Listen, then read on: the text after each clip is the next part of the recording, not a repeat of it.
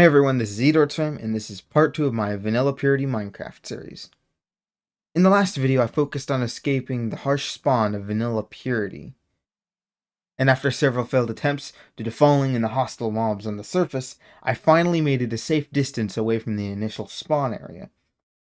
After I had finally made it a safe distance away from the initial spawn area, I looked around until I found a suitable place to make a base, and that leads us to the present. The base to start out with was pretty simple. It was under a mountain next to a lake.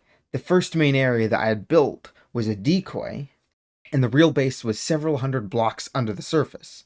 However, as I tried to progress this base further, I found out that it wouldn't be such a good idea.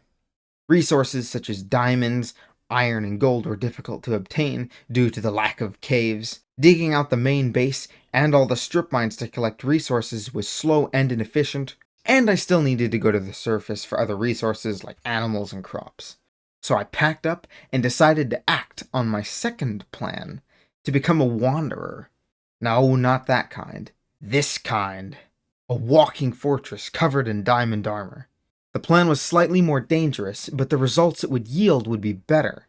After I had collected all the valuable resources for my base, I set out into the great unknown. Traveling was a much easier way to get powerful. I didn't have to worry about griefers destroying my base. Resources such as coal, iron, gold, and diamonds were abundant, as I could easily move from place to place. Then I collected other necessary resources such as mass amounts of food, ender pearls, and blaze rods, which I acquired from an extremely hard to find nether fortress. Though it may have been risky at first because of my lack of gear, a lot of the risk disappeared as I traveled. I collected more powerful gear, more resources, better enchantments on my armor and weapons, and the most determining factor was an end chest. In case I died, I would still have access to tons of resources I had collected. Considering I was decked out with decent protection from the hostile mobs and any newbies I may encounter, I made my way to a significant checkpoint along the Western Highway, and this is where I had faced the hardest challenge I've come across yet: